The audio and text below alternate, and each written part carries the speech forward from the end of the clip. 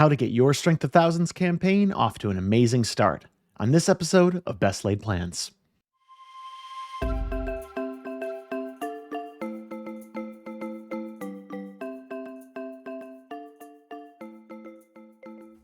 Good morning, good afternoon, or good evening, my friends. Thank you for joining me today. My name is Reed. In this video, we are talking the opening moments, the opening scenes from the opening book of the Strength of Thousands adventure path for Pathfinder 2, Kindled Magic. I'm going to talk you through some of the changes that I made in this adventure, and there weren't a lot because I really liked the way this opening scene worked, as well as the general process that I use in order to break down really any session of a game that I'm running, whether that's session number 1 or session number 50. Now, when I'm sitting down to prep my games, whether that's the week before, the day before, or the hour before we are about to sit down at the table, there are two things that I know I need. The first one is what I call my lights, camera, action scene. How are we going to get the players' attention, get them to stop talking about work, stop talking about television shows that they watched last week, and really focus on the matter of telling a story together at the table? That's going to include part recap, part player summaries or background or other information that they might want to share, as well as a really exciting moment that is going to get everybody's attention at the table and get them focused on the action. And the second element that I try to have is around an hour-by-hour breakdown of the different scenes that we're going to be running and why those scenes are important. And I cannot underscore the importance of why enough when doing this kind of prep. It doesn't always have to be some major philosophical or campaign-wide beat or story that you're trying to tell, but just know why you have this scene in the game. What are you trying to accomplish with it, and what are the players supposed to get out of it? And once you've achieved that, then you know you're good to move on, and you can go on to the next scene and the next scene. I could talk a lot more about this process and give a bunch more of examples, but if you have any questions or would like to see a longer explanation of this, feel free to leave that down in the comments and I'll do my best to answer that or put together another video to talk through that process. But I think that's enough foundation for us to jump into the process of analyzing and kicking off Kindled Magic. Even though I really like the way that Kindled Magic kicks off with the Teacher Ought interview, and we'll be coming back to that scene in just a moment, I actually opted to have my players start their campaign in a slightly more traditional location. I had them start in a tavern, of course. No, not quite. But not too far off either.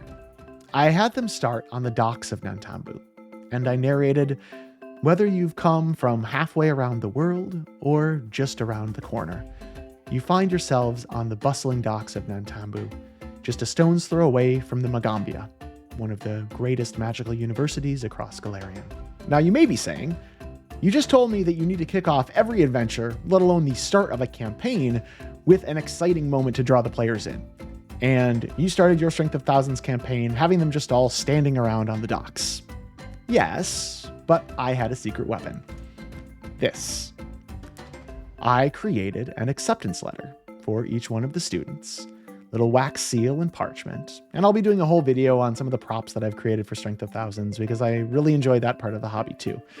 But I passed a copy of this letter to each one of the players, and then I said, you all have this piece of parchment in your hand. And then I waited. And of course, naturally, they all one by one started to crack the seal and open it and read it. And the letter told them that they had been accepted to the Magambia and that they were supposed to meet on the docks for further instructions. And this plays off all sorts of different fantasy themes and tropes, from Harry Potter to other acceptances to magical universities and schools.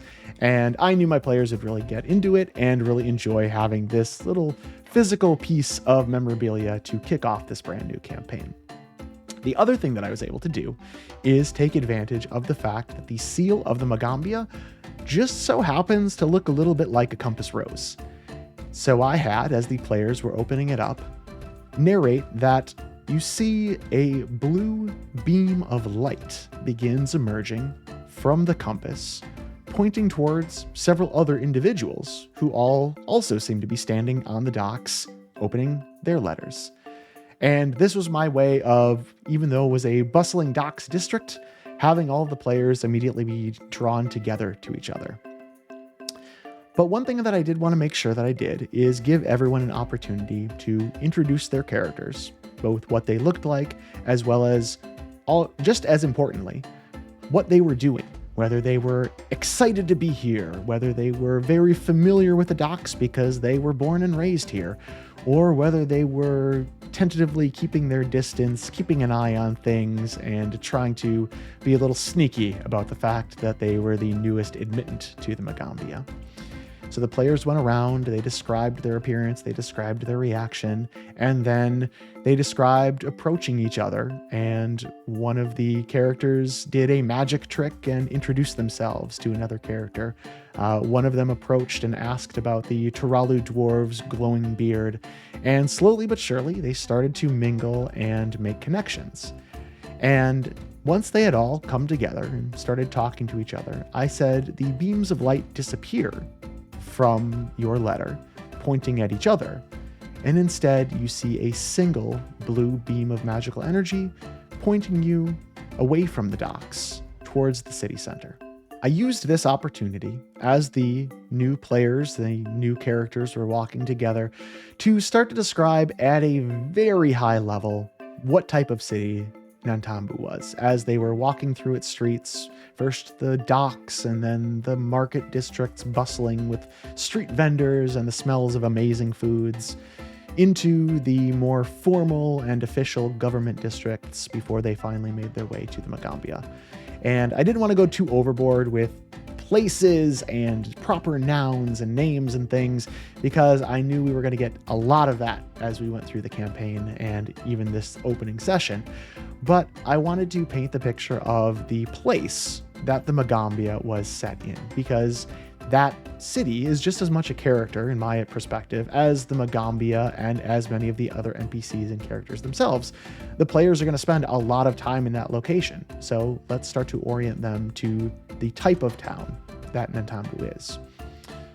At that point, as the compass rose and the beam of light was guiding them through the streets and ultimately up the welcome walk, this is where I started with the as-written opening scene of the campaign, having Teacher Ott welcome them, ask them their questions, why they were at the Magambia, as well as go through their practical interview questions where they were able to use their magic and interact with each other, problem solve with each other.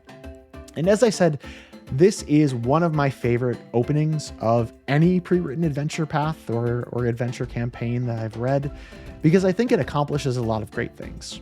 It sets the stage for the adventure, for the campaign, and how the characters are going to interact with the world. This is a collaborative and largely non-violent campaign, and you should be using your magic and your wits and your creativity to solve the problems that are put before you. I also really likes how this scene uses the character of Teacher Ott, introducing them as somebody the players are going to work with throughout the campaign, but also showed the types of people that are at the Magambia. These are historians and scholars and storytellers, and they're also people who really are compassionate and understand their fellow person. And if the players and their characters are going to fit into the Magambia, they should really strive to be that type of person and that type of character. So I thought that was really well done, and I thought the final speech by Teacher Ott after the interview questions really encapsulated that well.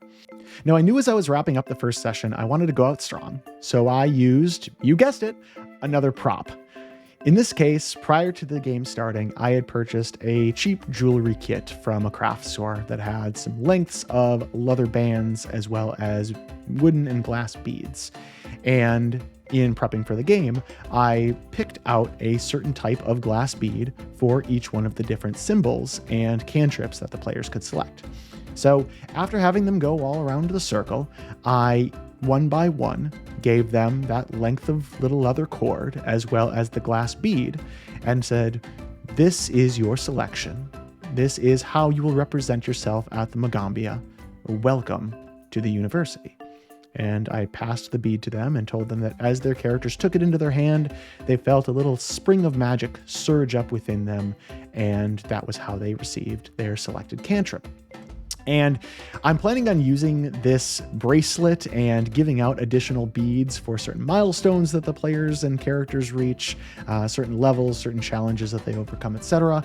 And really use that to represent the growing legend and the growing tale of first them being students and then teachers and then eventually the magic warriors of the Magambia. And really looking forward to ways that I can use some of those tools creatively.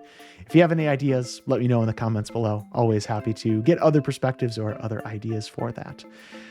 And then as they took that bead, I said, in closing, a individual, in this case, Essie, made their way down the welcome walk.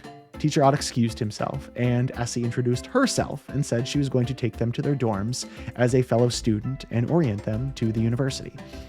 The rule of thumb that I try to use is never introduce more than 2 recurring or main NPCs over the course of a session.